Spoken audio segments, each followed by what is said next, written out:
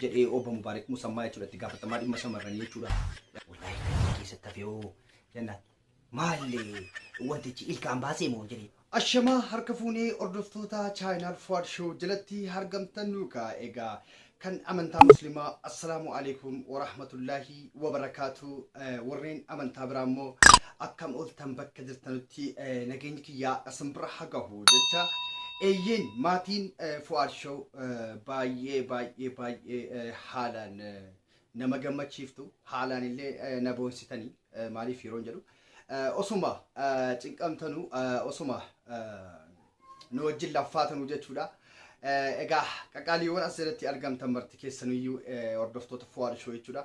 Kanneen bashannansiisuuf kanneen adda addaa isiniif qabadhee kan hin dhufaa jiru. Anis illee sa'aatii kiyya eeggadhee galgalarraa jechuudha. Viidiyoo isiniif dalaguudhaaf dirqameen jira jechuudha. Garuu sa'aatii isaa eeggatee galgalarraa jechuudha. Haa ta'u malee galgalarraa yoo umuriin jiraanne yoo fayyaa qabaanne inshaallah akkuma kana isiniif qopheessa galgalarraa inshaallah waan naan fayyaadha miti ree. Eeyyen isin immoo maatiin Nayemar Fuad kan adda jirtanu kaa laayikii gochuudhaan baay'ee nu jabeessaa jirtu. Nama birallee akka nu gahu godhaa jirtu jechuudha. Egaa sabskraayibiin gara 4,000 olii caalchisan jirtu jechuudha. Sababa isin laayik gootanuuf nu fayyada jechuudha. Nama birallee akka nu gahu nu godha waan ta'eef isii kana nu rakkadhaa jechuudha waanna. Baay'ee wal rakkifnu kun maal nama rakkifti? Maal kun isiin akka maal isiin kanumaan tokko qofamu nulfaattu. Amma nam tokko barreessuun gahu jechuudha amma jalatti kana waan akkasiin gahu. Kanaafuu ulfaadhaa jennagaa keessatti immoo shamarran baay'ee isin galateeffachuu barbaada. Dhugaa rabbii kan jajjabina anaaf ta'e illee isinii jechuun nan danda'a. Egaa dhiironni illee ni jiru. Dhiirochi hangaraa isin ittiin jabaadhuun beektanii jechuudha. Jechuun egaa shamarraa kana ammallee erga jarnurraa muruu eegalanii sodaanne malee kan namni garuma shamarraatti kufamtiidha yoo. Garuma waa jirtutti kufa jechuudha namni. Nuti dhiirri maal wal fayyina amma utuma maal wal fayyina wal ildiimuu wal nyaachuun waa tokko wal fayyinu jechuudha. Atuma wal biraa jiraannee illee miilli keenya illee yeroo rafnu miilli keenya yookiin jismiin keenya bichuusi akkana walitti buunaan jechuudha. Jaalatu dhiirri jechuudha. Dhiirri wal balaaleffata maaliif akka ta'e hin beeku malee.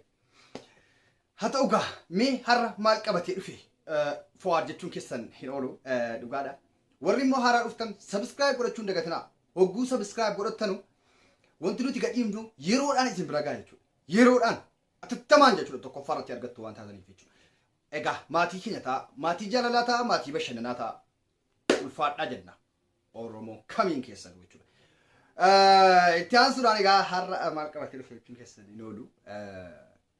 Waa'ee Zaakir jechuudha.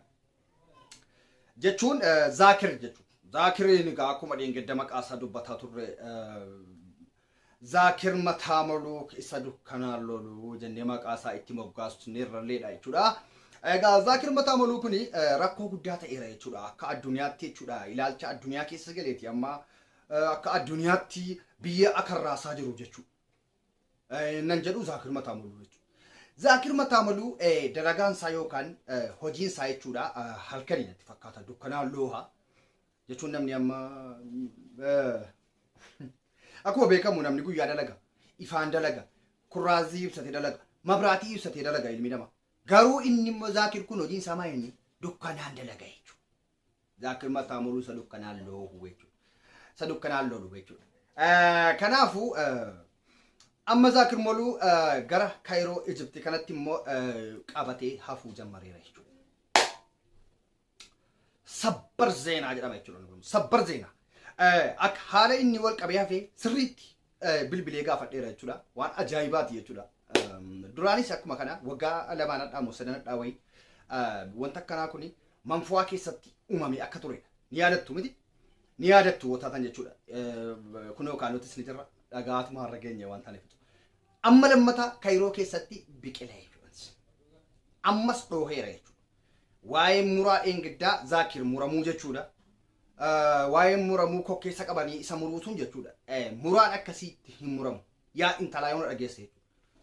Garuu muraa jedheen ture eeyyameen ture jechuudha. Shamarraniif akka jarri muranu jechuudha.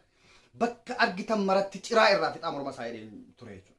Garuu mucayyoon immoo haala sukkaneessaa ta'een jechuudha kan isiin murtee waan ajaa'ibaati jechuudha. Kokkee abbaasaa qabdee kaatee jalaa ol murtee jechuudha. Suuracha irratti akka argitanitti jechuudha. na asii gadi muramu naan jette gaafadheeraan naani namni waan tokko yeroo gorra'amu naan jette nan asii gadi gorra'amu naan jette asii ol qabamana kokkee baasa qabdee jedhee kokkee baasa qabee irraa caree naan jette yaa ta'u kaa kun yaa ta'u erga goote garaatti jabaatti addiidhuma kana garaatti jabaachuun garuu waan ta'uure garaadhumatti jabaattee morma abbaa sarraa gatte jechuudha. haa ta'u kana kaa rabbiin maa siyaasaatii wajjin isaa fadhii isa haraamatu jennaqa jechuun waaqayyoo isaa fadhiisu qabriin isaa tabalatu dhamamtire maa siyaasaa si karabba dhiisuu fi kaa bakka baay'ee lixee jedhanii bakka baay'ee lixee naanii jechuudha mormi irraa gatamuu isaa jechuudha. haa ta'u malee egaa ammas immoo lammata jechuudha Kairoo Egypt keessatti jechuudha dheengedda kan walitti hafe jedhamutu dubbatamaa jira akka maddeen miidiyaa keenya yookiin dhimma itti gaafatamaa shamarranii boom mubaarak musammaallee achi keessatti waan kana keessatti ammas bilbilee gaafadheetiin jira jechuudha. haa ta'u malee dubbiin wal keessatti hafuu kuni haala kamii wal keessatti hafees gaafadheera haala kamiin akka wantichi sun uumames illee arragaaggaxeera jechuudha. An arragaaggaxeen dhugaa ta'uu yoo inni dhugaa ta'e qofan asii fida jechuudha. Malee na biratti sobni hin taphatamu jechuudha. Na biratti xabni hin jiru. Chaanala kanarratti waan dhugaa ta'e qofan isinii fida jechuudha. Kan nama rajaa, kan na minaaminu, kan na minaamin nagar ማለት ነው. Alwaashaachuu ማለት ነው. Asirratti soban barbaachisu. Sobas immoo hin jaaladhu. Soba yoo ta'e komedii adda addaa isiniif dalagaa asirratti jechuudha. Garuu dhugaadha kuni. Garuu Oromoo keenya miti jedhan. Sirriitti akkani maddeen adda addaarraa qoradhetti Tigree wayti jarri Tigreedha jedhan. Isheenis Tigreedha innis Tigreedha. Warra kana lamaan gidduutti wanti kun uumame. Egaa innis immoo haadha manaa isaa mana dalagaa kaa'eetu jechuudha kan inni waan kana sagaagalummaa kan biraatii wajjin osoo jedhaa jiru Zaakir Mataamaluu kun inni dukkanaan deemuu dhiisu irraa ciraa bakka argitanutti dhugaa rabbiin isin gadin taa'u ishee jedhe taa'i gadi qelqellee si qelqellee akkanaa immoo irraa ciruun gaariidha jechuudha. Ciraa ana qofarraa dhiisaa ana qofatti hin bu'ina kan Nayemaaroo kootii qofatti hin bu'ina maaliif inni dukkanaan isin deemu yoo deemes ifumaan deema inni yoo deemes ifumaan deema jechuudha. Xaaxaan hin jiru jechuudha obbo Nayemar Fuad bira. Kanaafuu ana qofarraa murinaa ishee shamarran koo dara garaan ittiin jabaatinaa gaa akkan garaa ittiin jabaanne hin beektan isinis jechuudha. Kanaafuu immoo silaayyuu waan tokko qabu jennaan immoo isiin narraa kuttanii immoo har'a galfachiisuu fi maal jettan kun jiran. Egaa inni walirratti hafe kun immoo inni walitti laxxafame hafe kun jedhanii ilkaan baase jedhaa dhugarii. Maali ani gaafadheen ture yeroo wanticha gaafadhu jechuudha. Akkam akkamii haalli wanta akkanaa keessatti jedhee obbo Mubaarak Musammaa jechuudha itti gaafatamaa dhimma shamarranii jechuudha. Cairotti kan argaman jechuudha. Isaan dawwalee nan gaafadhu maallaan jedhan beektu. Maal akkana wal keessatti hafe maal salphannee babbaannee naa jedhe. Maal akkamiin jedhe. Wallaahi akkana wal keessatti hafe oo jennaan. Maal wantichi ilkaan baasee moo jedhe. Jechuun egaa maal obbo Mubaarakiin jedhe waan ilkaan baasuu jammaree siree hinnaan. Maal hin beekaan biqilchuu jammare ta'e Allahu alam ciniinee hafe jechuun dhaga'e. Allahu akbar Allah achumaan jechuudha bakka waan hin ta'e natu beeka jechuudha. Kanaafuu warri dhiiraa jechuudha wanti sun ilkaan biqilchuu eegaleera jedhan. Maagaan maal ilkaan biqilchee malee maal jenna malee maal jenna ree.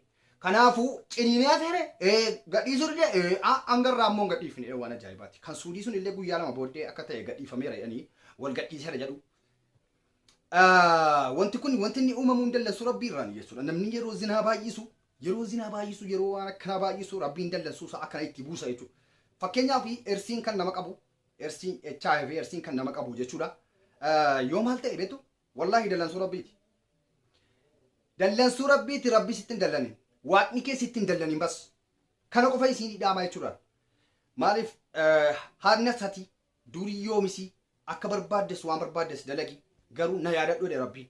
Waaqni jechuun astaawisin bilwal. Kanaafu yaa rabbi na eegi jechuun barbaachisaadha jechuudha. Yoo hannallee deemaa raarte jechuudha. Isa yaadattee dhattee si eeguu danda'a rabbiin kan itti gaafatamu si'i waan ta'eef bor. Kanaaf balaa kanarraa rabbiin kan nama baraaru yooti isa yaadatte jechuudha. Kanaafuu nama isa waaqa ofii yaadatu rabbiin nu haa godhu. Anis beekaa ta'eef miti beekaa dhumarraa waan dhagayeef isiniif qooda asirratti jechuudha. danda'uu baadhullee jechuudha kan ani baay'ee sheekiinan seewwan waan hareedan baafneef jechuudha. Garuu tun hareeda akka hamzaa sana fa'i baase inuma na dhageessuu nan beeka. Bakka ችግር የለውም.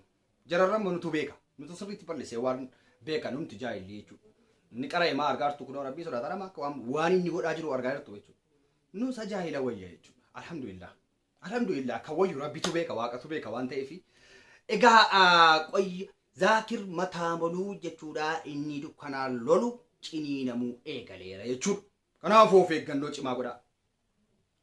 Wanti Kaayiroo keessatti uumame haala kamiin akka uumame haala kamiin akka wal keessatti hafe hundaayyuu gaafadheera jechuudha. Waan kana gurbaanni jechuudha achi jechuun namni hamuma ta'e seera isaatiin godha. Seera isaarra achi ce'ee natti fakkaata. Waan kana wanti ciniinamee hafeef natti fakkaata akka yaadutti garuu. Kana garuu an qalbiidhumaaf hin jedhe kun dallansuu rabbiirraa waan dhufuudha. Rabbiin na jaanu haa baasu. Rabbiin na jaallee isin haa baasu ijoollee koo. Wanta akkanaa xalaata korra ga'uu isaan barbaadanii. Haa ta'u malee ilkaan baasee hin jedheen egaa amma obbo Mubaarakii yeroo ijoollee ilkaan baasee jedhan maal jedhana maal dubbanna kana akkam kan amma kun hundi akka nuti waan san ittiin buuneef miti. Maal immoo wanta akkanaa kun jedhana hin ta'a jettaniitu saniyyuu doktorrii addunyaa irratti jechuudha. Beekamuun ciccimoon jechuudha Gibsi keessatti argamu Masrii keessatti jechuudha. Doktorri ciccimoon akkanaallee walitti baasuu hin dandeenye jechuudha. Waan ajaa'ibaati jechuudha kun. Kanaafuu egaa of eeggannoo cimaa akkasiin gootan gamanumaan dhaamsa isiniif dhaamuu barbaada. Maal yoo ta'e waaqa kee hin dagatin jechuudha. Hangaarraa walitti hin baane jedhu jara kun jechuudha. Haadha manaa mana dalagaa kaa'ee osoo inni kan biraatii wajjin dalagaa godhu waa biraa dalagu ciniinii hafeedhan. Kanaafuu wanta akkanaa kuni zulmiidha. Zulmii amma haadha manaa isaa zollame jechuudha. Rabbiin akkanatti kaameraa isaatiin nama qabuu jammaree jira waan ta'eef of eeggannoo cimaa godhaa. Eeyyen warri haaraa dhuftan subscribe godhadhaa. Maatiiwwan jaalalaa, maatiiwwan obbo Nayemar Fuad jechuudha. Wusxee naachuu osoo isin hin jirre anis asirran dhufu jechuudha. Waan isin jirtan of hamileen keessan akka namni jabaatu nama godha waan ta'eef ulfaadhaa jechuun barbaada hangama kootiin jechuudha. Xiqqaaf guddaan keessan dhiirris shamarraanis jechuudha. Haa ta'u malee gara WhatsAppiitiin iimoodhaan share otoo olii gootanis immoo caalaadha. Namni argata inni keessan namni shan yoo argate hadhaa namiif qalaalii miti jechuudha barri dhufa waan ta'eef. Eeyyan egaa ammas kan biraan jira. Wantan dubbadhee ture asirratti waa'ee waan bashannansiisa ta'an kodoo iskiriinii kanarra isiniif ka'a. Iskiriinii kanarra inni isin dhufe gattuqxanii bashannanuu dandeessu jechuudha. Ulfaadhaa galgala gaarii.